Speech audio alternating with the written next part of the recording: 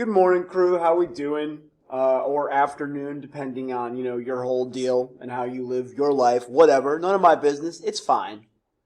So today we're going to take a little closer look at texture. So please make sure that you open up that document along with this video in the post today, because we're going to be stopping every now and then to do some thinking. Okay? So let's go ahead and dive on in. So what is texture? Well, it's the tactile quality of a work. Okay? It's the way it seems like it would feel against our skin. Of course, when we're thinking about a photograph or a painting, there's not actual texture, there is visual texture. So it's the illusion of an actual texture that we would feel against our skin. So this is something that we have to keep in mind.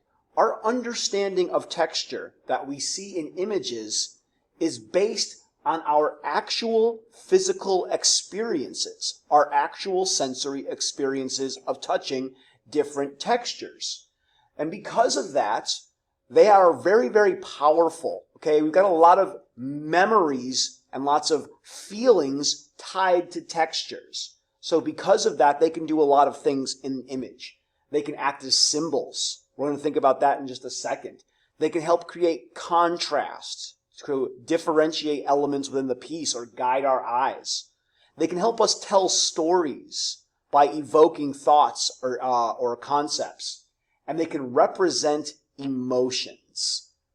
Just like many of our other elements, okay? A lot of symbolism packed in here, a lot of guiding of the eye, and a lot of creation of mood. So our first exercise that we're going to do, okay? Keep saying, okay, I'm sorry. It's just who I am. Is we're going to think about the next three textures and what concepts could this be used to symbolize and why. So when we're talking about concepts, we're thinking about big intangible ideas like death, loyalty, love, pain, time, big crazy concepts like that, okay? Big intangible ideas. So go ahead and pause this for a second and think about this texture in front of us. What concepts could this texture be used to symbolize? What conceptual associations might we make with it, and why? Okay, here's our next one. We're doing the same exact thing. We're taking a look at this texture, and we're thinking, all right, what are my associations with it? What concepts could this possibly be used to represent? What could this possibly symbolize in a piece based on my own experiences with textures like this? And then why? Go ahead and pause this again and jot down your ideas.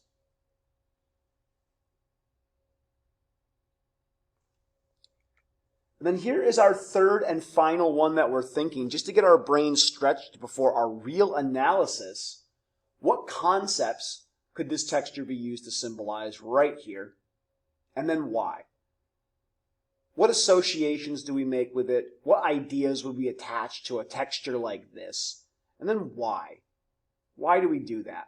Think about your own personal experiences with a texture such as this.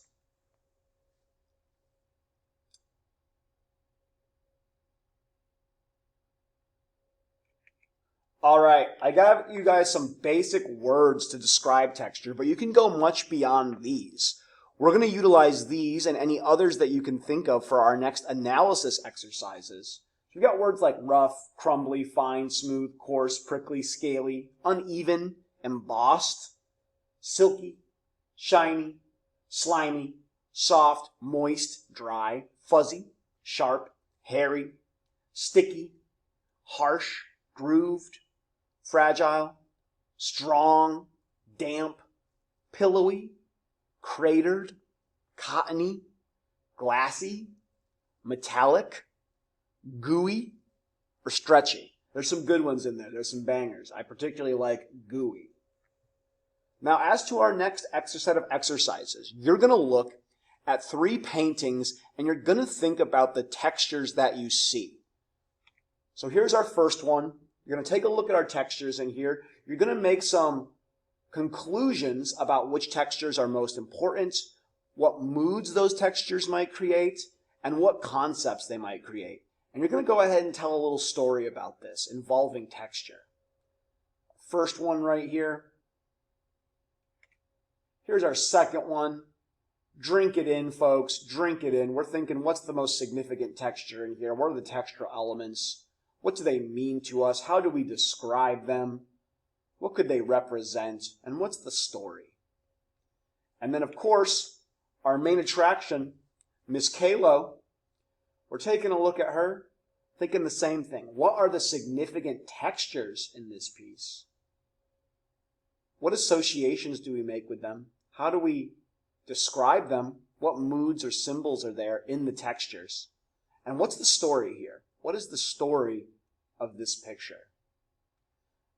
All right, guys, if you have any questions today, feel free to shoot me a message. All right, we'll see you soon.